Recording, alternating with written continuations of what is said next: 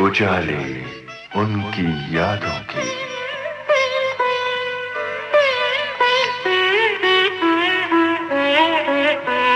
उजाले उनकी यादों की।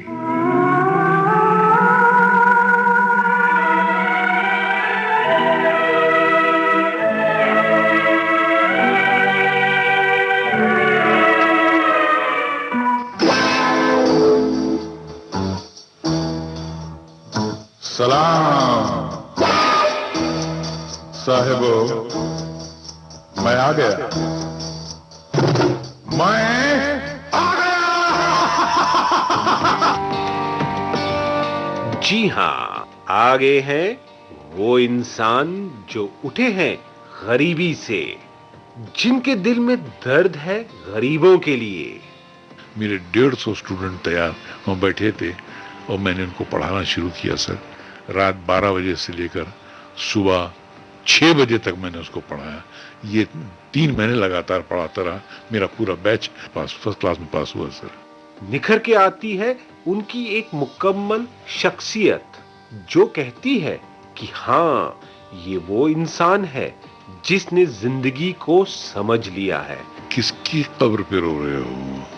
देखो चारों तरफ, यहाँ भी कोई किसी की माँ है, कोई बहन है, भाई है।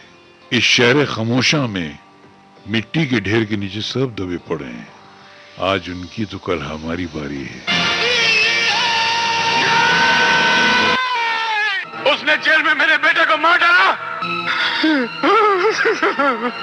बेटा,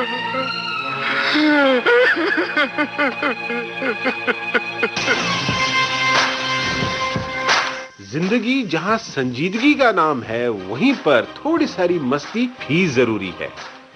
मांग वो मांग के जिस मांग ने दिल मांग लिया, और टांग वो टांग के जिस टांग ने दिल टांग लिया। तो बताओ मेरी पगार कितनी हुई? पगार? एक लॉरी के पीछे लिखा हुआ था कि बुरी नजर वाले तेरा मुंह काला। अगर वो लॉरी तुम्हारे मुंह पे चढ़ जाए तो तुम्हारे मुंह का रंग कैसा होगा? पर मेरे मुंह पे क्यों चढ़ेगी? एक ऐसा किरदार जो हिंदी सिनेमा जगत के हर किसी रोल में बखूबी फिट हो सका, चाहे वो संजीदा रोल हो, चाहे वो मज़ाहिया रोल हो, या किरदार हो किसी विलन का। और कितने दरवाजे बंद करोगी सलमा? मैं तुम तक पहुंचने के लिए दुनिया का हर दरवाजा तोड़ डालूंगा। खुदा से डरो, उसके कहर से डरो। मैं न किसी खुदा को मानता हूं, न उसके कहर को जानता हूं, बल्कि जो मेरी बात नहीं मानता मैं खुद उसके लिए कहर बन जाता हूं। और आज आपके साथ रूबरू हो रहे हैं कादर खान। साहिबो, मैं आ गया। कादर साहब, बहुत बहुत स्वागत है इस प्रोग्राम में और इस लंबी बातचीत में। नवाज़िश, मेहरबानी आपकी। आपने मेरा इस्तकबाल किया और मैं आपके इस्तकबाल का इस्तकबाल करता हूँ। बहुत शुक्रिया। कादर साहब, आपको लंबे अरसे से हम फिल्मी पर्दे पर देखते आ रहे हैं और आपके बहुत सारे चाहने वाले पूरे देश और दुनिया में मौजूद हैं, जिनसे इस वक्त हम मुखातिब हैं जी। तो यूं लगता है कि शुरुआत एकदम शुरू से ही की जाए कि बचपन आपका कहाँ बीता और किस तरह का बचपन था और कितने शरारती हुआ करते थे आप? बचपन भी बचपन की तरह नहीं गुजरा है जी। देखिए, वो क्या है कि मेरी पैदाइश जो है वो काबुल की है। अच्छा। अफगानिस्तान। अब वो भी अफगानिस्तान के किसी रिमोट इलाके में रहते थे। मेरी वालदा थी, मेरे वालिद थे जो मुल्ला भी थे, पढ़ाते भी थे लोगों को, आर्मी के आलिम भी थे, बहुत बड़े अच्छे खासे नामवर आलिम थे। मगर मेरे घर में एक ऐसा सानहा परेशानी, मुसीबत होती रहती थी जिसकी वजह से मेरे घर का माहौल बड़ा हिल गया था। जी। गुर्बत तो एक थी, गरीबी का तो कोई इलाज ही नहीं दुनिया में। बिल्कुल। आज तक दुनिया नहीं ढूंढ सकी है। कोशिशें जारी हैं। पता नहीं वो कोशिशें हैं या नहीं है। बहरहाल वो दुनिया खुद समझती है उस बारे में। जी। ये क्या कोशिश हुई कि हर कोशिश में अमीर आदमी ही अमीर तर हो जाता है और गरीब आदमी वहीं खड़ा रह जाता है। जी जी। मैंने गरीबों को हमेशा गरीबी पाया है। बहुत किसी ने बहुत मेहनत की तो वो थोड़ा सा उसकी जेब में कुछ नहीं था तो अब 50 रुपए आ गए हैं सर। जी। इतना फर्क हुआ है बस। जी। अच्छा, गुर्बत के साथ साथ मेरे घर में एक दिक्कत ये थी कि मुझसे पहले मेरे 3 भाई थे। वो 8 साल की एज को पहुंचते थे और गुजर जाते थे। ओहो। मेरे 3 भाई, मतलब एक का नाम शम्सुर रहमान था, एक का नाम हबीबुर रहमान था, एक फजलुर रहमान था। ये मुझसे पहले हो के 8-8 साल की एज में ही ये फौत हो गए। अब मेरी वालदा एकदम बौखला गई। चौथा नंबर मेरा था। अच्छा, चूंकि मेरे वालिद का नाम अब्दुल रहमान था, तो मेरे भाइयों का नाम उनके नाम से राइमिंग करता हुआ जी। फजलुर रहमान, शमसुर रहमान, हबीबुर रहमान था। पहले तो मैं हुआ तो मेरा नाम अब्दुल कादिर रखा गया, जी वो राइमिंग से बाहर निकाला उसे। और उसके बाद मेरी वालदा बौखला सी गई। उनको लगा कि ये यहाँ की हवा जो है मेरी औलाद के लिए अच्छी नहीं है, जी जी साजगार नहीं है, इसलिए मैं अपने बच्चों को यहाँ लेके भाग जाना चाहती हूँ। जी जी अब बच्चों में क्या, मैं अकेला ही था। अब कहाँ जाते, गरीब लोग काबुल से कहाँ जाएंगे, दिक्कतों में, मुसीबतों में धोखे धक्के खाते हुए वो अफगानिस्तान से हिंदुस्तान आ गए थे। अच्छा और हिंदुस्तान से भी बम्बई जैसे शहर में, उस जमाने में बॉम्बे था। जी। ये किस साल की बात होगी अंदाजन? साल में मुझे खुद पता नहीं है। जी जी तो मेरी उस वक्त उम्र शायद 1 साल रही होगी। और लोगों के कि जब मैं पैदा हुआ था, शायद उस साल फिल्म पुकार रिलीज हुई थी सुराब मोदी की। क्या बात है, तो अंदाजा लगाया जा ये सकता वही है। अंदाजा लगाया जा सकता है। जी। और मैंने कुछ लोगों से चेक किया तो उन्होंने कहा सही है। तो यहाँ भी फिल्म एक तरह से रेफरेंस पॉइंट बनती है आपकी उम्र का। ताल्लुक पुराना है। मतलब पैदाइश का ताल्लुक है। अब बम्बई आने के बाद बम्बई की सबसे गंदी जो स्लम एरिया है, कामाटीपुरा पहली गली, वहाँ हमारा जाके कायम हुआ, हम वहाँ रहने लगे। जी अब गरीब, अब स्लम का एरिया, और जो धारावी भी उसके मुकाबले में जन्नत कहलाई जा सकती है। जी ये बस ऐसे माहौल में हम पले। और इतना गंदा माहौल था वहाँ पर, दुनिया का कौन सा ऐप था जो वहाँ नहीं होता था। जी जी जी इस माहौल में जिंदगी स्टार्ट हुई है। कैसे जिए, बम्बई जैसे शहर में तो पैसे की जरूरत पड़ती है। जी तो मेरे वालिद जो थे वो मेरे घर के माहौल के लिए वो साजगार साबित नहीं हुए। वो मेरे घर के खर्चे का बोझ नहीं उठा सके सर। फाका मस्ती, भूख, इसमें जीते रहे। जी तो कुछ दिनों बाद ये हुआ कि घर में बहुत तनाव हो गया और मेरी वालदा और मेरे वालिद का तलाक हो गया सर। जी ये जिंदगी का पहला झटका था। मैं शायद 2 साल का था। जी इतने में मेरे नाना वालदा की वालिद और मेरे मामू जो मेरी वालदा के भाई थे वो आए। और उन्होंने आके मेरी वालदा से कहा कि एक पठान औरत, खूबसूरत, लंबी चौड़ी, कल्लाश एकदम, और इस गरीबी वाले माहौल में और इस गंदे माहौल में तनहा तो नहीं जी सकती है, ये दुनिया का उसूल है। जी इसलिए आपको बेहतर यही है कि आपको दोबारा शादी करनी होगी। और उन्होंने बाई फोर्स मेरी वालदा की दोबारा शादी करा दी सर। वो मेरे वालिद थे, वो स्टेप फादर, वो एक कारपेंटर थे, मुंबई के मशहूर कारपेंटरों में से थे। और वो जो है मेरे स्टेप फादर सौतेले बाप की शक्ल में मेरी जिंदगी में आए। ये 2 ही साल की जिंदगी में हो गया सर ये। इतनी सारी उथल पुथल। जी लोग आज का क्लाइमैक्स देखते हैं, लेकिन वो नहीं देखते कि प्रोलोग में क्या क्या पड़ा हुआ है कहानी के अंदर। सही बात है, इसीलिए तो हम आए हैं। आपके आने से वो जख्म धुल तो नहीं जाएंगे ना सर। सही कह रहे हैं साहब आप। खैर, अब इन्हें एक माँ, 2 बाप, एक सगा, एक सौतेला, उनके बीच जिंदगी गुजरने लगी। लेकिन वो साहब भी, ये जो कारपेंटर हजरात होते हैं, जितने भी लोग हिंदुस्तान में काम जानते हैं, मोटर मैकेनिक हो या कारपेंटर हो या प्लम्बर हो, ये जब तक बेकार हो तो ये रोना रोते रहते हैं। जिस दिन इनको काम मिलता है काम करते नहीं है। और बस ये काम पे जाते नहीं थे, पैसे लाते नहीं थे, तो घर में जो फाका था वो वैसे ही रहा। ये है कि पहले अफगानिस्तान में था फाका, अब हिंदुस्तान में आ गया, मुंबई शहर में आ गया, और हफ्ते में 3 दिन जो है वो फाका चलते ही रहता था। ओहो। और मुझे फोर्स किया जाता था कि मैं जाके अपने वालिद से, जो किसी मस्जिद में पड़े रहते थे, उनसे जाके कुछ भीख मांग के लाऊं। तो कमाटीपुरा से लेके मैं डोंगरी जाता था एक मॉस्क में जहाँ वो पढ़ाते थे, उनसे जाके कुछ 2 रुपए या 3 रुपए या 4 रुपए उनसे मांग लाता था। 3 ही रुपए मिलते थे मोस्टली। वो लेके वहां से आता था। मेरे वालिद कहते थे मैं कहाँ से लाऊं, मेरी खुद अपनी तनख्वाह 4-5 रुपए है, मैं तुम्हें कहाँ से दूंगा। जी। और वो ला के मैं घर में आटा लाता था, दाल लाता था, वो घासलेट लाता था, और हमारे घर में खाना बनता था। इस तरह जिंदगी गुजरी है। और ये मुसलसल मैट्रिक करने तक यही हाल रहा। मतलब कभी भी हफ्ते भर हमने पेट भर के खाना खाया नहीं सर। और पढ़ाई, परेशानियों के बीच में पढ़ाई होती रही। अच्छा, वालदा ये चाहती थी कि मैं पढ़ूं और एक अच्छा मुस्लिम भी बनूं, नमाज पढ़ने के लिए अक्सर भेज दिया करती थी। कौन वो जो आदमी बगावत जिंदगी में जो मन में पलती है, तो वो कहाँ मंदिर और मस्जिद की तरफ कदम बढ़ते हैं, जी। वो किसी और जगह चले जाते थे। वो कादिर साहब, आपने बताया कि इस तरह के मुश्किल हालात में आपका बचपन बीता, तो पढ़ाई का माहौल जैसा आप बता रहे हैं होता नहीं था? वो जिम्मेदारी भी देखिए, मैं यहाँ पर एक माँ का कैरेक्टर कैसा होना चाहिए जी। वो आपको बताने जा रहा हूँ। जी जी। मेरे मोहल्ले के जो दूसरे साथी थे, कोई किसी कारखाने में काम करता था पतरे के, कोई थैलियां काटता था, कोई पता नहीं दर्जी की दुकानों में काम करते थे, तो 4-5 रुपए रोज वो कमा लिया करते थे। तो उन्होंने मुझसे कहा कि तुम कहाँ बेवकूफ़ी जैसी हरकतें करते हो, ये पढ़ाई और ये छोड़ना यार, तू कोई अमीर बाप का बेटा है, चल हमारे साथ काम करते हैं, 4-5 रुपए रोज मिलेगा, कम से कम ये घर में चूल्हा तो रोज जलेगा। मैं भी उनकी बातों में आ गया, मैंने किताबें उठा के साइड में फेंक दी और नीचे अपने 3rd फ्लोर पे हमारा घर था जी। और 3rd फ्लोर से मैं उतरने लगा। जैसे ही 3rd फ्लोर से मैंने एक सीढ़ी नीचे पैर रखा, एक हाथ मेरे कंधे पे आया सर, एक हाथ जिसने ग्रिप पकड़ी जैसे रोकने के लिए। मैंने मुड़ के देखा, मेरी वालदा खड़ी थी और उसके मेरी वालदा बहुत खूबसूरत माशाल्लाह कद्दावर औरत थी, बहुत टॉल ब्यूटीफुल माँ, ऐसी माँ जिसकी शक्ल मैं कभी भूल नहीं पाया। मुझे मुस्कुरा के कहने लगी, मैं जानती हूँ कि तू कहाँ जा रहा है, तू जा रहा है कि इनके साथ जाके तू वो 4-5 रुपए कमाए, लेकिन एक बात बता दूं बेटा कि ये जो 4-5 रुपए तू लाएगा, इससे हमारे घर की गरीबी दूर नहीं होगी। ये जो आज तू 4-5 कमाएगा, ये चंद बरसों बाद जाके मुश्किल से 8 रुपए बन जाएंगे। हमारे घर की गरीबी ये 4-5 और 8 रुपए से नहीं जाएगी बेटा।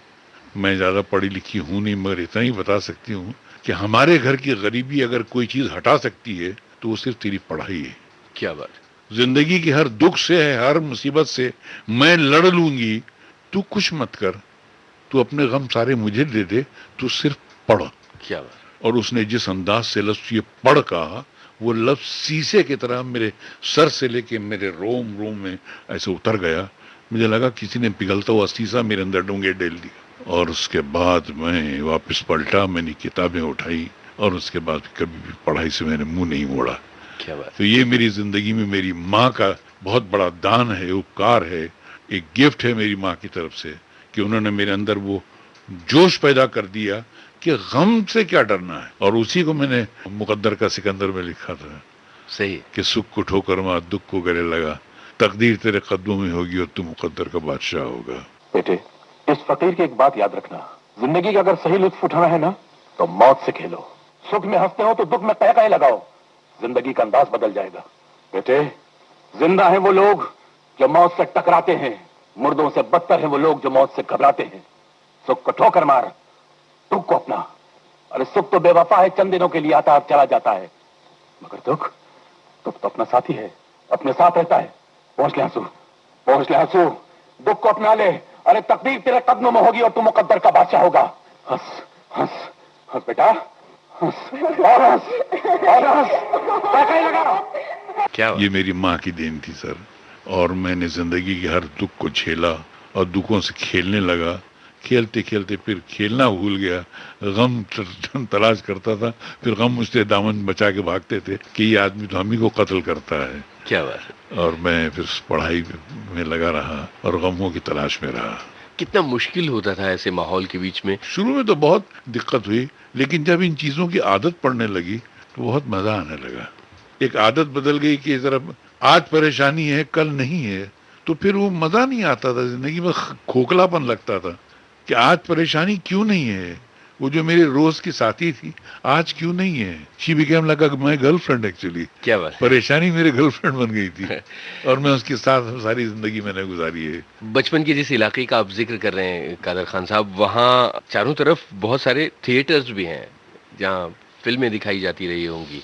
नहीं, फिल्में वगैरह मैंने कभी देखने का इत्तेफाक, ईद के रोज कभी जब ईदी मिल जाती थी जी, 1-1 रुपया कुछ लोग देते थे, उसमें बाद औक़ात की ऐसी मुसीबत हो जाती थी कि मैं जिन हाथ में पैसे होते थे वो मैं किसी से मिला लेता था। इत्तेफाक से भूल बाई चांस वो पैसे मैं उनके हाथ में रख के चला जाता था। ओह। तो कई ईदों में ऐसा भी हुआ कि मैंने अपनी ईदी किसी और के हाथ में टिका दी। अरे रे। फिर मेरे चौकन्ना हुआ कि नहीं ये तो गलत काम है यार, अपनी कमाई जो है अपने पास रखनी चाहिए। तो फिर वहाँ पर प्ले हाउस जो है जगह, जहाँ पर सब थिएटरों की जगह है, और वहाँ पर एक टॉकीज थी, वहाँ पर वो कुछ 8 आने की कुछ टिकट होती थी, वो मिल जाती थी, तो उसमें जाके कोई भी फिल्म देख लिया करते थे ईद के दिन। क्या बात है। तो बचपन की देखी कौन सी फिल्में हैं जो आपके जहन में? बाबूराव अभी भगवान भी की बहुत फिल्में हैं, नाडिया जॉन का उसकी बहुत सारी फिल्में हैं। पहली फिल्म जो रेगुलर मैंने देखना शुरू की थी वो थी आन, क्या बात है, महबूब खान। महबूब खान साहब की, और वो फिल्म मैंने कई बार देखी और उस फिल्म ने मुझे बहुत इंस्पायर भी किया था।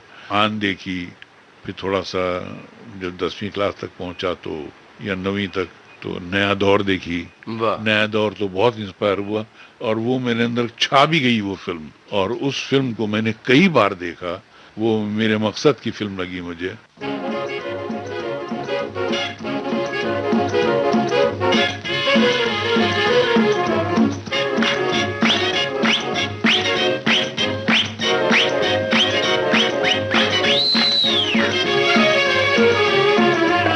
बम्बई का बाबू नाम मेरा अनजाना, इंग्लिश धुन में गाऊं मैं हिंदुस्तानी गाना। हे मैं बम्बई का बाबू नाम मेरा अनजाना, इंग्लिश धुन में गाऊं मैं हिंदुस्तानी गाना।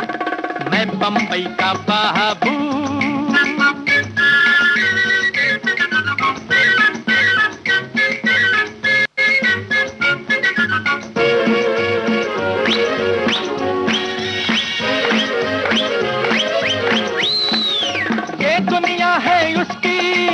दुनिया से खेले, शक्ति हो या नरमी, अरे हंसते हंसते खेले। ये दुनिया है उसकी जो दुनिया से खेले, शक्ति हो या नरमी, अरे हंसते हंसते खेले। सुन लो अज सुन लो ये जादू का तराना, है मैं बम्बई का बाबू नाम मेरा अनजाना, इंग्लिश धुन में गाऊं मैं हिंदुस्तानी गाना। मैं बम्बई का बाबू।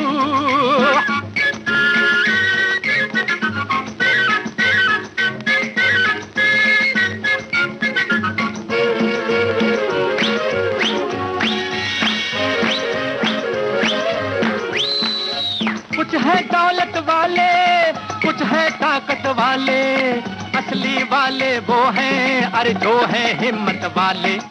कुछ है दौलत वाले, कुछ है ताकत वाले, असली वाले वो हैं अरे जो है हिम्मत वाले। सुन लो अज सुन लो ये जादू का तराना, मैं बम्बई का बाबू नाम मेरा अनजाना, इंग्लिश धुन में गाऊं मैं हिंदुस्तानी गाना। हे मैं बम्बई का बाबू।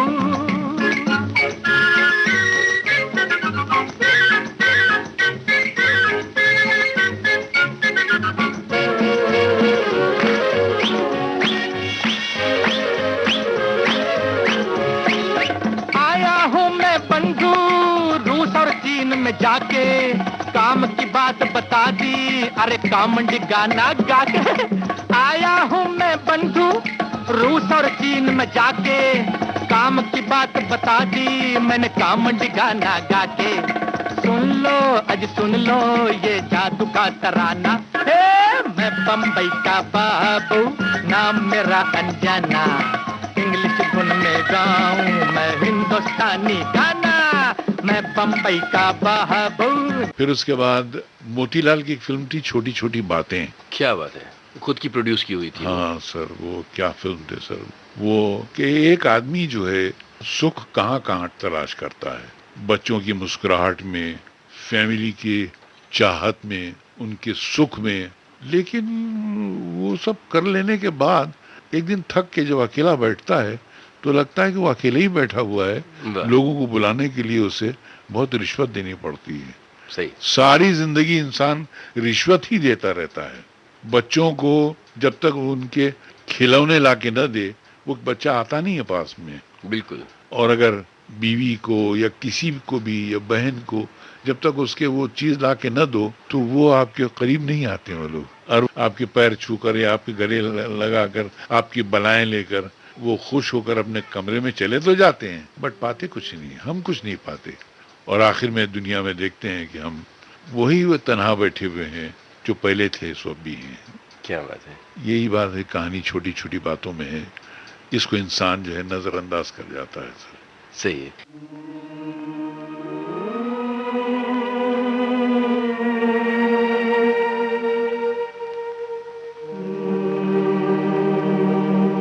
क्या लाए क्या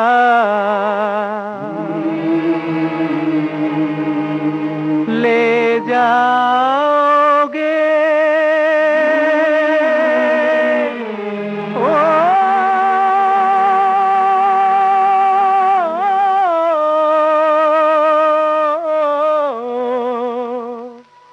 खाली रहेंगे दोनों हाथ, ले जाओगे रह गई तेरे करम की गठरी, रह गई तेरे करम की गठरी, कुछ भी गया ना तेरे साथ प्यारे। अंधी है दुनिया, अंधी है दुनिया प्यारे, मतलब की दुनिया, दिल का करे ना कोई मोह।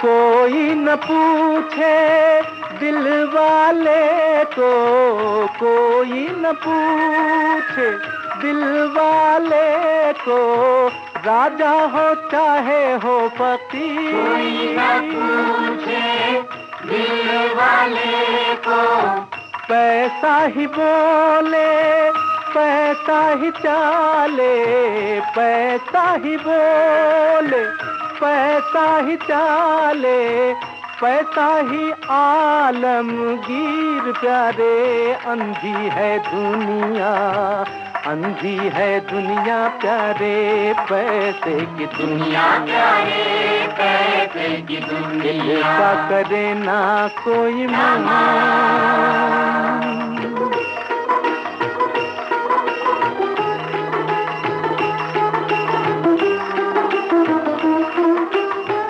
जग में ज्ञानी लाखों आए, जग में ज्ञानी लाखों आए, समझा के सब गए हाय। ज्ञानी लाखों आए, हाय रे दुनिया रोटी मांगे, हाय रे दुनिया रोटी मांगे, कोई न मांगे प्यार। हाय रे अंधी है दुनिया, अंधी है दुनिया प्यारे, पैसे की दुनिया प्यारे, पैसे की दुनिया, दिल का करे ना कोई मान।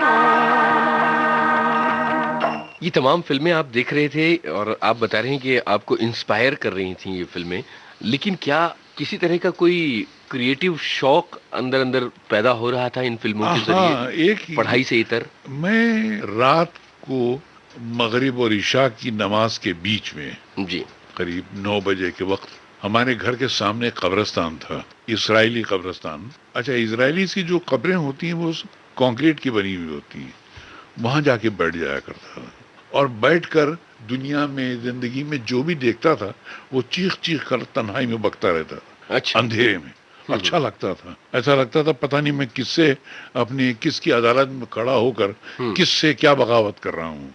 एक अनदेखा सा एक कोर्ट रूम था, बगैर समझा हुआ कब्र की किसी मुंडेर पे बैठकर और किससे शिकायत करता था और क्या बोलता था, कोई स्वर पैर नहीं होता था। और दिन में किसी आदमी से इंस्पायर हुआ तो वही जुमले बार बार दोहराता था मैं। तो पढ़े लिखे लोगों को अक्सर देखा करता था मैं, या किसी गरीब आदमी को जिसने तकलीफ उठाई हुई हो, वो तकलीफ उठाने के बाद उसके मुंह से जो जो निकलता था वो मैं दोहराया करता था। तो मैंने एक बार देखा, कुछ मुझ पर टॉर्च पड़ी, पता चला एक आदमी कई दिनों से मुझे वॉच कर रहा है। उस जमाने में एक स्टेज के बड़े मशहूर एक्टर हुआ करते थे, अशरफ खान साहब। उन्होंने महबूब खान की फिल्म रोटी में काम किया था। वो थिएटर के बहुत बड़े आर्टिस्ट थे और वो बुजुर्ग भी थे। वो उनकी गुजरात में कहीं दरगाह भी है कहते हैं। एक दिन वो रात मेरे पास आए, अच्छे सुबह सुबह दाढ़ी हो गई थी उनकी। बोले बेटा तुम्हें क्या करते रहते हो? मैंने कुछ नहीं सर, मैं ऐसे ही कुछ भी मन में आता है तो बोल देता हूँ। बोले कौन सिखाता है तुमको? कोई नहीं। मैंने बोले ड्रामे में काम करोगे? बोले ड्रामा क्या चीज़ सर, मैंने नहीं मालूम। बोले अच्छा चलो। अपने आदमी से कहा कल इसे बंगले पे ले आना। तो स्टॉकीज के सामने गली में अंदर एक लकड़े का एक बंगला बना हुआ था, उसमें रहते थे वो। मुझे बुलाया और मुझे कहा कि पढ़ो। मैंने पढ़ा, पढ़ता गया। उनको बहुत पसंद आया। उसने कहा तुम मेरे ड्रामे में मेन रोल कर रहे हो। तो एक ड्रामा था वामिक अजरा, कोई लव स्टोरी थी रोमियो जूलियट जैसी, उसमें एक बच्चे प्रिंस का रोल था। वाह। वो रोल जो है मेन रोल उसी का था, वो मुझे दिया उन्होंने और मैंने किया सर। वो रोल ऐसा हुआ कि मेरी पहली एंट्री ऑडियंस में जो है वो लोगों ने मुझे सर पे उठा लिया। क्या? और पूरे स्टेज में घुमाया लोगों ने सर, और स्टेज पे घुमा कर लाकर एक छोटे से बच्चे को जिसकी 8 साल उम्र रही होगी लाके स्टेज पे खड़ा किया। लोगों ने दुआएं दी, मतलब हर एक ने अपना बच्चा ही समझा और प्यार से पेश आए। किसी माँ ने अपना दुपट्टा फाड़ के एक पट्टी बांध दी, किसी माँ ने क्या किया, किसी बहन ने क्या किया, किसी ने आके गले लगा। और एक बड़े मियाँ आए मेरे पास, उन्होंने कुछ एक नोट मुझे दिया। बोले संभाल कर रखो बेटा, ये कल नोट बहुत सारे नोट लेकर आएगा इंशाल्लाह। क्या बात है। कितनी उम्र रही होगी आपकी तब? 8-9 साल। तो 8-9 साल की उम्र में इतना स्टेज पर प्यार हासिल हुआ आपको, उससे एक दिशा, एक डायरेक्शन मिली।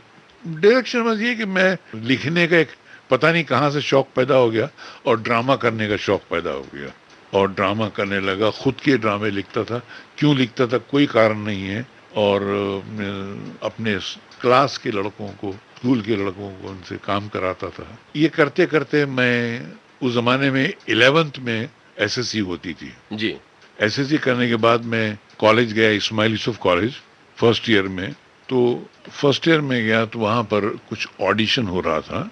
स्टेज के बड़े नामचीन राइटर श्री प्रबोध जोशी वो बुला कर सब लड़कों का ऑडिशन कर रहे थे कि कॉलेज के लिए ड्रामा करना है। मेरे एक दोस्त ने कहा चलना हम ऑडिशन में जाते हैं। मैंने कहा ऑडिशन क्या होता है? अब बोले वो आपकी आवाज़ और डायलॉग डिलीवरी देखेंगे। फिर मैंने कहा मुझे शौक नहीं है। वो ज़बरदस्ती मुझे खैर वो हॉल में ले गया और प्रबोध भाई से कहा कि सर इसको भी ड्रामे में काम करना शौक है, ये शर्मा रहा है। खैर उन्होंने मुझे बुलाया स्टेज पर बड़ी इज्जत से और कहा ये पढ़ो। मैंने पढ़ा तो कहा एक पेज और पढ़ो। एक पेज और पढ़ा, करते करते 8-10 पेज पढ़वा दिए। कहने लगे तुमने ड्रामे में काम किया पहले? और नहीं। कितने काम किया? झूठ मत बोलो। मैंने कहा एक भी नहीं किया सर। मैंने अपने ही खुद करता था। और वो अच्छा बोले तुमने कितने ड्रामे किए होंगे? मैंने कहा मेरे अपने खुद के कुछ 6-7 हो गए हैं जी। तो उन्होंने मुझे कोई बहादुर शाह जफर के यहाँ एक फकीर का रोल दे दिया सर। बहुत इंपॉर्टेंट रोल था। अब वो ड्रामा में पढ़ता था लेकिन मुझे कहीं लुत्फ नहीं आया, कहीं गड़बड़ थी ड्रामे में। तो मैंने 3-4 दिन के बाद मुझसे कहा कि प्रबोध भाई एक गड़बड़ है, ये ड्रामे में कहीं झोल लगता है मुझे। बोले मुझे खुद लगता है मगर मुझे समझ में नहीं आ रहा वो झोल है कहाँ पर। मैंने कहा मैं कुछ ट्राई करूँ? मैंने करना प्लीज। मैं स्क्रिप्ट लेकर वो रेस्टोरेंट में बैठा और मैंने लिखना शुरू किया और 4-5 घंटे में पूरा प्ले रीराइट करके ले जाके उनको सुनाया। क्या बात है। वो कहता है ये तो मेरा ड्रामा ही नहीं है बे, तूने मेरे ड्रामे की जिंदगी बदल दी है। ये ड्रामा से तेरे नाम पर, ताश के पत्ते उसका नाम है सर। अच्छा। अखबारों में उसका काफी जिक्र हमने देखा। जी। उन्होंने मेरे नाम कर दिया और फिर उसके बाद मेरा उनसे ऐसा राब्ता हो गया। वो मेरे उस्ताद थे, मेरे गुरु थे कि कभी कोई आइडिया उनके जहन में आता था तो मुझे बोलते थे इस आइडिया को लिख, तो मैं लिख दिया करता था। फिर मेरे कोई आइडिया आता था जहन में, बोले लिख, मैं लिख दिया करता था। फिर उनको कोई गुजराती प्ले होता था, मुझे कहते थे कि इसको हिंदी कर, मैं हिंदी कर दिया करता था। एक बड़ा मेरा मशहूर ड्रामा है 3 बंदर, वो मैंने लिखा तो उन्होंने कहा कि इसको पहले मैं गुजराती में करता हूँ, तो उन्होंने उसको गुजराती में किया, फिर मराठी में किया 3 शहाणे के नाम से। और बस यही सिलसिला हमारा शुरू हुआ। उस्ताद से दोस्ती हो गई, उस्ताद ने अपना दोस्त बना लिया। पढ़ते पढ़ते उन्होंने मुझे पूछा कि अच्छा तू पढ़ता किसको है, किससे इंस्पायर है तू राइटिंग में? मैंने कहा मैं किसी को नहीं पढ़ा। कहता पढ़ना जरूरी है जी।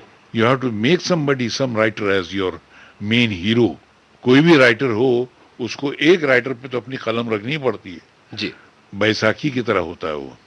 मैंने कहा मैं किसको पढ़ूं, मुझे कुछ मालूम नहीं है। तो उन्होंने मुझे रशियन राइटर्स का कुछ बताया, कहा मैक्सिम गोर्की को पढ़ो और दोस्तोयेवस्की को पढ़ो और चेखोव को पढ़ो। मैंने मैक्सिम गोर्की की नॉवेल माँ द मदर ला के पढ़ा। उसको पढ़ने के बाद मुझे लगा कि यार ये कहानी तो मेरी जिंदगी की कहानी लिख दी है उन्होंने, सही। और उनकी राइटिंग मेरे बहुत करीब लगी। तो बगैर पढ़े मुझे ऐसा लगा कि मैंने इनको पढ़ लिया। वाह। तो ये कुदरत की देन होती है कभी कभी। अगर आप कभी काम करते हैं तो मैंने जिंदगी में जो कुछ पाया वो देन में पाया है। मैंने स्ट्रगल करके, मेहनत करके, किसी की पीछे लग कर ऐसा नहीं पाया जी। ये मुझे देन में मिली सब कुछ। शायद फकीरों की औलाद रहा हूँ इसलिए फकीरी में मिल गई ये बातें, और बस इसी तरह ही जिंदगी गई। खैर करते करते करते ड्रामे कॉलेज में, और कॉलेज में ड्रामे करने लगा। उस जमाने में भी इतना पॉपुलर हो गया, जो मतलब वहां भी कॉलेज के लड़के लड़कियां मुझे देखने आया करते थे कि कादर खान क्या होता है। जी जी। और मुझसे ऑटोग्राफ बाकायदा मेरे लिया करते थे। तो मैं कभी आज ऑटोग्राफ किसी का साइन करता हूँ तो मुझे वो दिन याद आते हैं जब मैं किसी कॉलेज के स्टेज पर या किसी कॉलेज के स्टेज पर बैठा हुआ हूँ और किसी का ऑटोग्राफ साइन कर रहा हूँ, और कोई बच्चा है, कोई कॉलेज का लड़का या लड़की मेरे ऑटोग्राफ ले रही है। तो वो अभी तक मेरे जहन से गया नहीं है। वो सब सही है। करते करते बहुत सारे वो जीते, और बहुत। अब फिल्म वालों में वो बड़ी जबरदस्त वो फैल गई कि ये वाहिद आदमी है जिन लोगों को काम नहीं आता है, वो तो 24 घंटे फिल्म लाइन में पड़े रहते हैं। ये एक आदमी है, इसको काम आता है, राइटिंग भी आती है, एक्टिंग भी आती है, ये फिल्म लाइन में क्यों नहीं आता। एक कंपटीशन था, ऑल इंडिया ड्रामेटिक कंपटीशन जागृति। वो जागृति के मैंने अपनी एंट्री नहीं भेजी, तो जो उसके कंपटीशन कराने वाले थे वो लोग मेरे पास आए कि सर आप अपना एंट्री भेजिए, आप नहीं आएंगे तो आपके जैसे इंडिया के दूसरे कॉलेज और संस्थाएं भी नहीं आएंगी, क्योंकि आपका नाम सुनकर लोग आ जाते हैं। मैंने कहा छोड़ो ना, क्या मैं बहुत अवार्ड जीत चुका हूँ, अब मेरा मन नहीं करता है। उन्होंने कहा नहीं प्लीज आप करो, इसमें कुछ कैश इनाम भी है, 1500 रुपये भी है। 1500 रुपये मैं जिंदगी में इतना पैसे कभी देखे नहीं थे, क्योंकि उस जमाने में टीचर बन गया था तो 300 रुपये तनख्वाह थी मेरी जी। तो मेरे कलीग्स जो थे, शफी नामदार, ये सब मेरे अंडर काम करते थे। शफी नामदार, भरत कपूर, मुश्ताक मर्चेंट, इन्होंने कहा कि नहीं यार भर दो एंट्री। खैर मैंने फॉर्म भर दिया, उन्होंने मेरी फीस भी भर दी और मैं कंपटीशन में गया अपना प्ले लेकर। लोकल ट्रेन उस ड्रामे का नाम था जी। लोकल ट्रेन को उस रात के कंपटीशन में best play, best writer, best actor, best supporting, जितने अवार्ड थे सारे प्ले के मिल गए मेरे, और 1500 रुपये भी मिल गए। वाह वाह। अब लाइफ में पहली बार 1500 रुपये से मुलाकात हुई है। यानी मतलब 300 रुपये पहली तारीख को देखता था, फिर वो बढ़ जाते थे घर में, उससे बढ़ के कभी देखा ही नहीं था मैंने। लेकिन वो 1500 रुपये 1000 के ऊपर इम्पॉसिबल। तो मेरे पैर जमीन में पड़ नहीं रहे थे सर। मैंने सोचा कि यार मैं जिंदा हूँ या कोई ख्वाब देख रहा हूँ।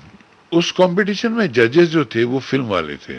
श्री नरेंद्र बेदी जी वो आए और उन्होंने आके मुझसे कहा, कामनी कौशल भी थी, कि आप फिल्म लाइन में क्यों नहीं आते। अब मेरा पहले ही लफ्ज ये मुझसे नहीं, मेरा कोई दिमाग खराब है। तो क्या कि हम लोगों का दिमाग खराब है जी। मैंने कहा नहीं सर, मैं ये नहीं है, लेकिन मन नहीं करता कहीं। उन्हें देखो मैं एक फिल्म बना रहा हूँ। नरेंद्र बेदी ने कहा उसका नाम है जवानी दीवानी, वो आपको लिखनी होगी, उसके डायलॉग आपको लिखने होंगे। मैंने कहा मुझे नहीं मालूम डायलॉग कैसे लिखते हैं, और ड्रामे में जो लिखा था सब डायलॉग ही थे ये। खैर उन्होंने मुझे बुलाया और उस फिल्म के डायलॉग मुझसे लिखवाए, डायलॉग लिखे मैंने।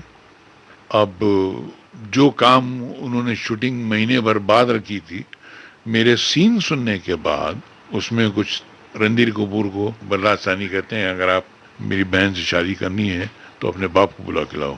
अब ये वाले साहब तो है नहीं, तो ये किसी सत्यन कपूर को बोलते हैं, वो कैंटीन वाला वो इनकार कर देता है, फिर किसी और से कहते हैं, फिर 3 से कहते हैं, कोई नहीं आने को राजी। तो एक को मुश्किल से पकड़ के ले जाता है। अब उसको लेके जाता तो वो इतना बंडल मारता है कि वो उसकी माँ होलिया खड़ी कर देता है। इतने में घंटी बजती, दूसरा फादर भी आ जाता है। इतने में तीसरे। यहाँ ये जो सीन लिखा ये इतना पसंद आया उन लोगों को और उसके बाद जो है उन्होंने वो मुझे उसमें उस शूटिंग को जो उन्होंने डेढ़ महीने बाद रखी, कुछ हफ्ते भर बाद शूटिंग रख दी। अब वो शूटिंग रखने के बाद इंडस्ट्री में एक वावेला मच गया कि एक नया राइटर आया, लिखता तो अच्छा है मगर जिस तरीके से वो डायलॉग बोल के सुनाता है एक्टरों के लिए करना एक चैलेंज हो जाता है। क्या बात है। इसने एक एडिशन कर दिया मेरे लिए और इसकी वजह से कादर खान बन गया सर। क्या बात है सर। ये जवानी तारा रू है दीवानी तारा रू रा रा रा रा रा रा रा रा zu zu zu zu zu zu zu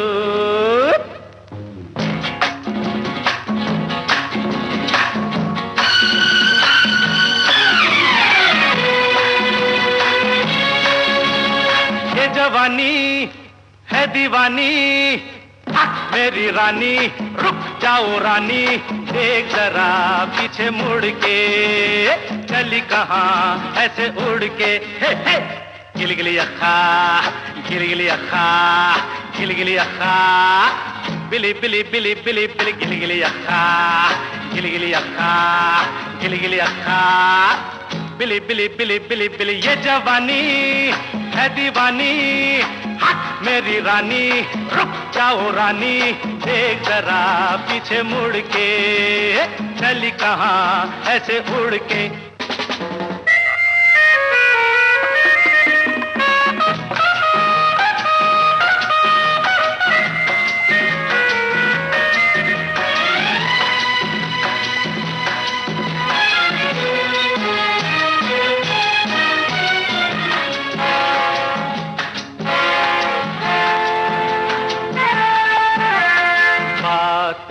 मुलाकातें करने की शाम है, ऐसे में है रूठना दीवानों का काम है। देखो तौबा तौबा बातें मुलाकातें करने की शाम है, ऐसे में है रूठना दीवानों का काम है। ये जवानी है दीवानी मेरी रानी, रुक जाओ रानी, देख जरा पीछे मुड़ के, चली कहाँ ऐसे उड़ के।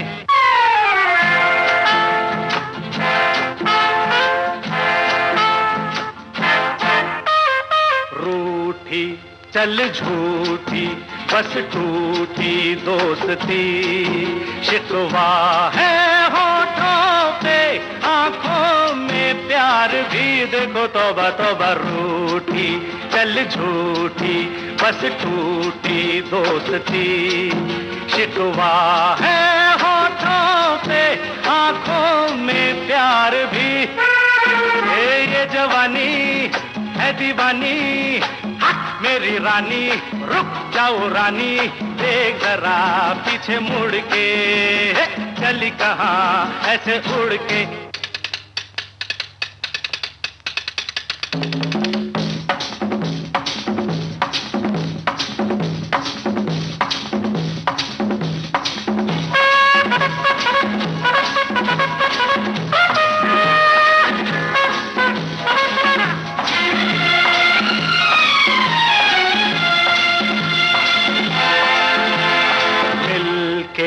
दिल दिल से खिल जाता बन के फूल, पर तुझको ना भूली छोटी सी मेरी भूल। देखो तौबा तौबा मिलके दिल दिल से खिल जाता बन के फूल, पर तुझको ना भूली छोटी सी मेरी भूल। ये जवानी है दीवानी मेरी रानी, रुक जाओ रानी, देख जरा पीछे मुड़ के, चली कहाँ ऐसे उड़ के। हे हे हे गिली अखा, गिली अखा, गिली अखा, बिली बिली बिली बिली बिली गिली अखा, गिली अखा, गिली अखा, बिली बिली बिली बिली। ये जवानी है दीवानी, हट मेरी रानी, रुक जाओ रानी, देख जरा पीछे मुड़ के, चली कहाँ ऐसे उड़ के। उजाले उनकी यादों के इस प्रोग्राम में आपके साथ अपनी यादें बांट रही हैं अभिनेता लेखक कादर खान। अब उस जमाने में क्या था कि मेरे स्कूल के स्टूडेंट जहाँ पढ़ाता था मैं, वो बच्चों को मुझसे इतना लगाव हो गया था कि वो मेरे बगैर उनको क्लास में जाना अच्छा नहीं लगता था, क्योंकि उनको मैं सब पढ़ाता था, applied mechanics, geometrical machine drawing, और मेरा कुछ जो सब्जेक्ट नहीं था वो भी पढ़ा दिया करता था, मैथ्स, साइंस। क्योंकि अक्सर लोग जो हैं वो ट्यूशन के लिए बोलते हैं, गरीब लोग कहाँ से ट्यूशन लेंगे, और मैं फ्री में उनको पढ़ाया करता था सुबह शाम को। तो उन बच्चों को मेरे साथ दोस्ती सी हो गई थी। लेकिन कादर खान जो स्टेज के नामी आर्टिस्ट थे और अब फिल्मों में राइटिंग की तरफ कदम बढ़ा रहे थे, वो साइंस के भारी भरकम सब्जेक्ट्स पढ़ाते हुए कैसे लगते होंगे? मैं जो भी काम करता था बहुत दिल से करता था जी। वो लड़के कभी तस्वुर ही नहीं कर सकते थे कि ये आदमी फिल्म में कैसे काम कर सकता है। क्या बात है। तो मैं जहां का जाता था वैसे हो जाता था। इंसान को फितरत में पानी की तरह होना चाहिए सर। क्या जिस बर्तन में डालो उस शक्ल का हो जाए वो। बहुत बढ़िया। तो पानी की शक्ल फितरत कथा में अगर टीचर हूँ तो टीचर हूँ, और फिर वो एक्टिंग की झलक नजर नहीं आती थी, और अगर एक्टर हूँ तो एक्टर हूँ, उसमें टीचर की झलक नजर नहीं आती, और अगर राइटर हूँ तो सिर्फ राइटर हूँ, और उसमें एक्टर नजर नहीं आता था। तो अब वो बच्चे रोजाना मुझसे आके मैंने कहा बेटा मैं क्या करूँ, मुसीबत है। खैर मैंने अपना काम खत्म किया और अपना बैग वैग झोला था मेरे पास, उसको अपने फाइलों से भरा और मैं जाने की तैयारी में था कि गेट पे एक और प्रोड्यूसर ने रोक लिया मुझे। बोले सर हमारी एक फिल्म तो आपको लिखनी पड़ेगी। मैंने कहा भाई मैं नहीं कर सकता, ये मेरे बस की बात नहीं, फिल्म लाइन, मेरे स्टूडेंट मेरी जान ले लेंगे, वहाँ मर रहे हैं बेचारे। उन्होंने एक लिफाफा मेरे हाथ में रख दिया। लिफाफा थोड़ा मोटा सा था, थोड़ा ईमान डगमगाने लगा। साइड में जाके जब मैंने गिने तो वो कुछ 20,000 रुपए थे सर। 20,000 रुपए एज साइनिंग अमाउंट, जिस आदमी को अभी 1,500 रुपए, उस फिल्म के भी 1,500 मिले मुझे, जवानी दीवानी के भी 1,500 ही मिले। ओहो। ये 1,500 पता नहीं क्या मेरे साथ में कुछ जुड़ा हुआ था कि उस अवार्ड के भी 1,500 और उसके भी 500-500 रुपए के 3 इंस्टॉलमेंट दिए थे। जी जी। मगर ये पहली बार 20,000 रुपए, बहुत बड़ा अमाउंट। और क्या तब तस्वर नहीं कर सकते सर। मैं चकरा गया और मैंने कहा ठीक है मैं हफ्ते भर में लिख दूंगा, उसके बाद मेरी छुट्टी करना। उन्होंने कहा आप जो करना आप और डायरेक्टर जाने। उसके बाद तो वो फिल्म थी खेल खेल में। ओहो क्या बात है। हमने तुमको देखा, तुमने हमको देखा ऐसे,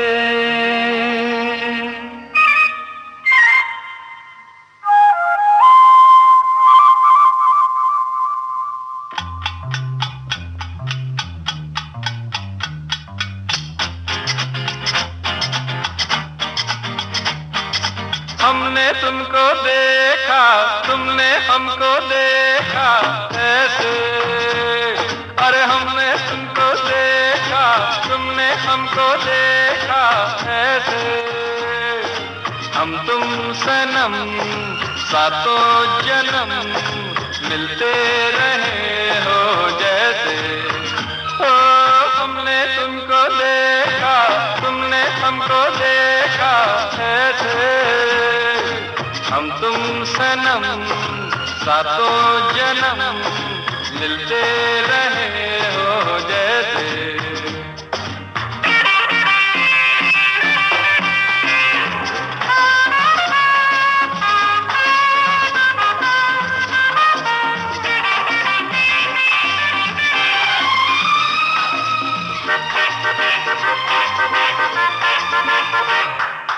आंखों का रह रह के मिलना, मिलके झुक जाना, कर देती है यही अदाएं दिल को दीवाना।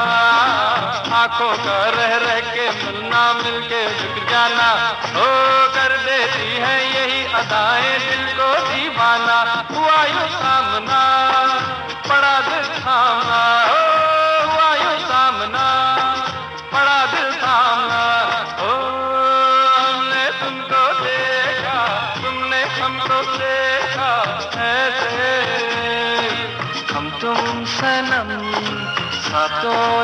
जन्म मिलते रहे हो जैसे हम तुम सनम सातों जन्म मिलते रहे हो जैसे।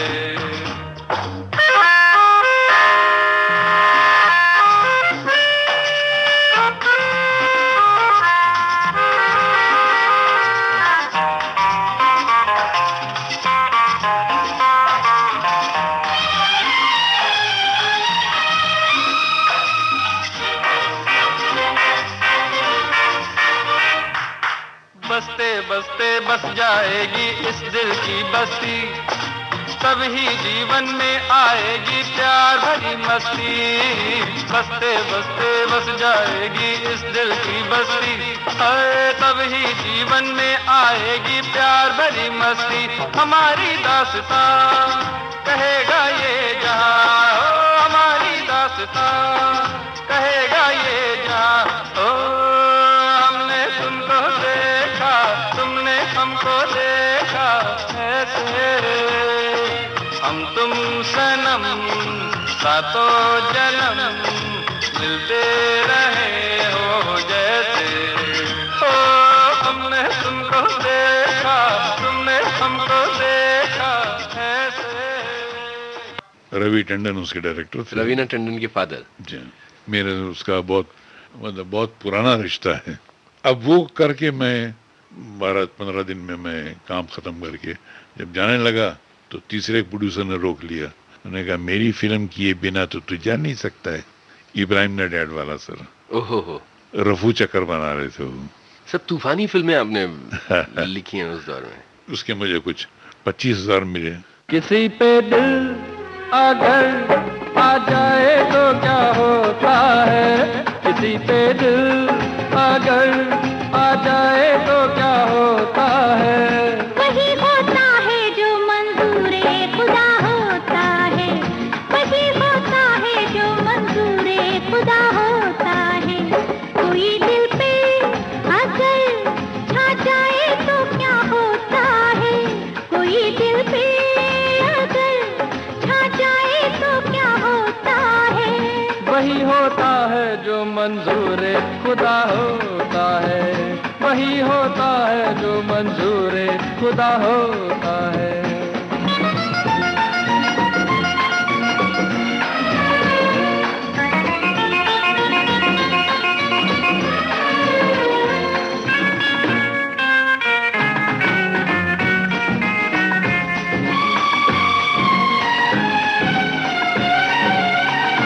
मुझको जुल्फों के साए में सो जाने दो सनम, मुझको जुल्फों के साए में सो जाने दो सनम।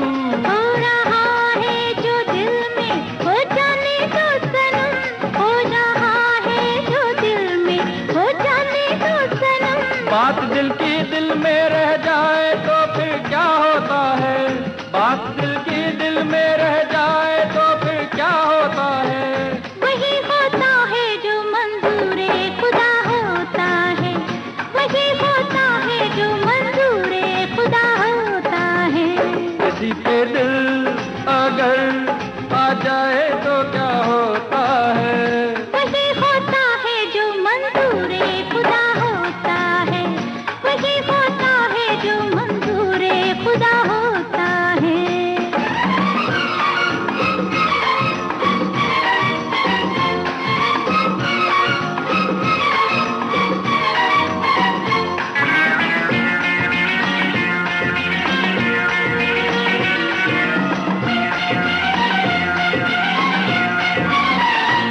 क्या मंजूर है खुदा को बताओ तो जरा, क्या मंजूर है खुदा को बताओ तो जरा। जान जाओगी बाहों में आ जाओ तो जरा, जान जाओगी बाहों में आ जाओ तो जरा। कोई जो बाहों में आ जाए तो फिर क्या होता है, कोई जो बाहों में आ जाए तो फिर क्या होता है। वही होता है जो मंजूर खुदा होता है, वही होता है जो मंजूर खुदा होता है। किसी पे दिल अगर आ जाए तो क्या किसी पे दिल अगर आ जाए तो क्या होता है, वही होता है जो मंजूरे खुदा होता है, वही होता है जो मंजूरे खुदा होता है। अब इसी तरह जब मैं जाने का नाम लूं तो कोई प्रोड्यूसर आ जाए, करते करते करते करते एक दिन मनमोहन देसाई से मुलाकात हो गई। मनमोहन देसाई बड़े परेशान थे। कह देख भाई, मैं तेरे को एक बात क्लियर बोलता हूँ, लैंग्वेज लिख के इधर लाएगा तो मैं पेपर फाड़ के ना वो बत्ती बना दूंगा उसको। मुझे बड़ा खराब लगा यार। मैंने कहा पहली बार किसी ने मुझसे बदतमीजी से कोई बात की है। और मैंने कहा मैंने कभी अच्छा लिख दिया तो कहे मैं तेरे को सर पे बिठा के नाचूंगा। वाह वाह, मनमोहन देसाई स्टाइल का डायलॉग था ये पहली बार मैंने किसी चैलेंज को कबूल करके राइटिंग की जी। वो फिल्म थी रोटी साल 1974। और उसके डायलॉग मैंने लिख के उन्होंने मुझे पहले क्लाइमेक्स लिखने को दिया था। हाँ बेटे, बिजली, हाँ, मेरे सफर के लिए रोटी लाई है ना। जिंदगी भर इसी के पीछे तो भागता रहो, पता नहीं वहां भी जाके मिलेगी कि नहीं। पापा, मैं वहां जाऊंगा, वो मुझे नहीं मिलेगा, लेकिन उसे कहीं ना कहीं से ढूंढ निकाल और उसे कहूंगा देख, इंसान को दिल दे, जिस्म दे, दिमाग दे, लेकिन ये कम्बा पेट मत दे। उसे पेट देता तो उसे भूख मत दे, उसे भूख देता तो 2 वक्त की रोटी का इंतजाम करके भेज, वरना तुझे इंसान को पैदा करने का कोई हक नहीं है। क्लाइमेक्स लिख कर मैं तीसरे दिन उनके गली में गया। खेतवाड़ी में उनका मकान था, तो वो घर के बाहर ही बच्चों के साथ वो क्रिकेट खेलते थे। बड़ा मशहूर है ये उनके बारे में कि वो मैंने हमेशा। तो एक बार मुझे उन्होंने देखा दूर से तो गाली दे के बोले साले को, ये इसको लगता स्क्रिप्ट समझ में नहीं आई है। मैंने कहा आपने गाली क्यों दी मुझे? बोले कौन बोला गाली दिया? मैंने कहा सर मैं लिप्स रीड कर सकता हूँ, होंठ पढ़ सकता हूँ मैं। तो उन्होंने ये कैरेक्टर जो है नसीब में हीरोइंस का बना दिया था। जी जी जी जी। वहाँ भी हीरोइन जो है वो वहाँ वो लोग क्या बोलते हैं या उनको पढ़ लेती लिप रीड करती हैं और लिप रीड करती हैं। फिर वो एक होटल से दूसरे होटल जो है वो वायर पे लटक के जाती हैं। जी। मैं काय को आया तू? मैंने कहा तुमने डायलॉग बोला था ना वो क्लाइमेक्स। तो बोले कि अभी क्या तकलीफ है तेरे? मैंने सुनाने को आया हूँ, पागल हो गया क्या? 15 दिन तो लोग को पूछते पूछते लगता है। मैंने हमें लिख के लाया हूँ। कितने दिन हुए थे? 3 दिन। तीसरे दिन पहुंच गए थे आप? मैं गया उनके साथ, उन्होंने क्रिकेट बैट फेंका और मेरे साथ अंदर गए। मैंने इनको सुनाया तो वो खड़े हो गए। उसके बाद कूद के सोफे पे आ गए। पूरा सुनने के बाद बोलते हैं एक बार और सुना, एक बार और सुना, एक बार और सुना। और उसके बाद उन्होंने उसको रिकॉर्ड कर लिया और चिल्लाने लगे और दीवाना वार वो चिल्लाने लगे। कभी मुझे पपी करते हैं, कभी मेरे बॉल वो उनके समझ में नहीं आ रहा था वो क्या करें। क्या हो आदमी पागल हो गया। उस आदमी को मैंने पहली बार पागल देखा। और मैंने जिंदगी में किसी भी वाकई कोई आदमी कहता है ना कि इसको जुनून होता है काम के पसंदीदा, वो पसंद करने के बाद वो दीवानों की तरह। और उन्होंने अपनी बेगम को बुलाया, जीवन हे भाग काय कर लेना है। और वो क्या दुनिया भर का वो वावेला मचा दिया उन्होंने। वो जीवन भाभी आई, हमारी वो देवी थी, वो उन्होंने सुना और सुनने के बाद रो पड़ी। वो बोले ये क्लाइमेक्स की वजह से मेरा आदमी गुज़िश्ता 6 महीने से परेशान है, तुमने 3 दिन की प्रॉब्लम सॉल्व कर दी। और मेरे बड़े प्यार से मनमोहन से अंदर भागा। और वो जमाने में पोर्टेबल टीवी आया था जी। वो मुझे ला के तोहफे में दिया। बोला ये तू रख। फिर एक सोने का ब्रेसलेट ला, वो मेरे हाथ में बांध दिया। और 21,000 रुपया मेरे को वो दिया, तोहफा दिया जी। ये रख। ये काहे के लिए? मैं अरे रख। अच्छा अभी प्राइस बोलते रहा कितना है? मैंने कहा सर मैं लेटेस्ट फिल्म में भी 25,000। मनमोहन देसाई का राइटर 25,000, 1,25,000। ओहो हो, क्या बात है। किधर है जिंदगी सर? 300 रुपए, 1,500 रुपए, 21,000, 25,000, 1,25,000। दोगुने से भाव बढ़ा दिया, फिर कौन लौट के आता है? क्या बात है। फिर लोग ले गए, फिर नहीं आया। गोरे रंग पे न इतना गुमान कर, गोरा रंग 2 दिन में ढल जाएगा। गोरे रंग पे न इतना गुमान कर, गोरा गोरा रंग 2 दिन में ढल जाएगा। मैं शमा हूँ तू है परवाना, मैं शमा हूँ तू है परवाना, मुझसे पहले तू चल जाएगा। गोरे रंग पे न इतना गुमान कर, गोरा रंग 2 दिन में ढल जाएगा।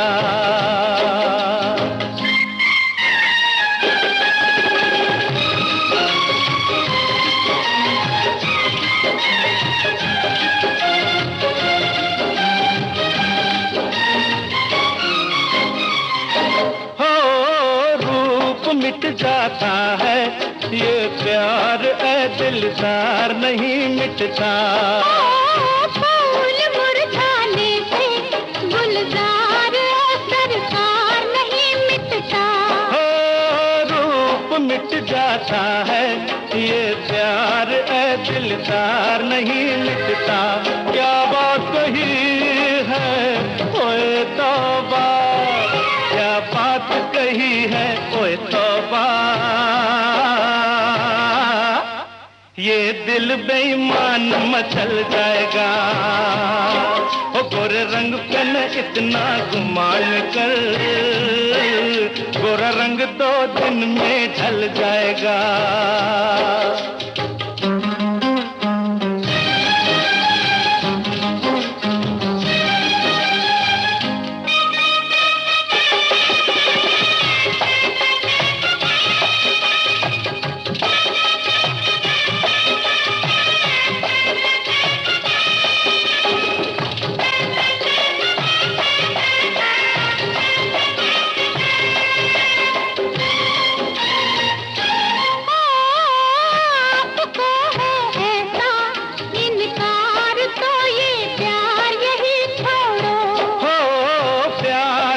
मौसम है बेकार की तकरार यही छोड़ो। आपको है ऐसा इनकार तो ये प्यार यही छोड़ो। हाथों में हाथ जरा दे दो, हाथों में हाथ जरा दे दो, बातों में वक्त निकल जाएगा। मैं शमा हूँ तू है परवाना।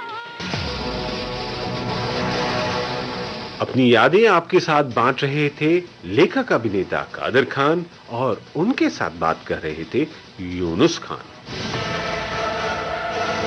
अपनी जिंदगी का और फिल्मों का सफर और उनके साथ जुड़ी हुई यादें कादर खान की बहुत सारी हैं जो समेट के आप तक पहुंचाना एक प्रोग्राम में मुमकिन नहीं है।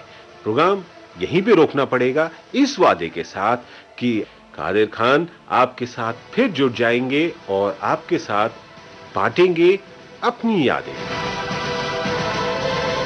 रिकॉर्डिंग इंजीनियर थे शशांक काकदरे और JT महाजन और इस प्रोग्राम की प्रस्तुतकर्ता थी कल्पना शेट्टी।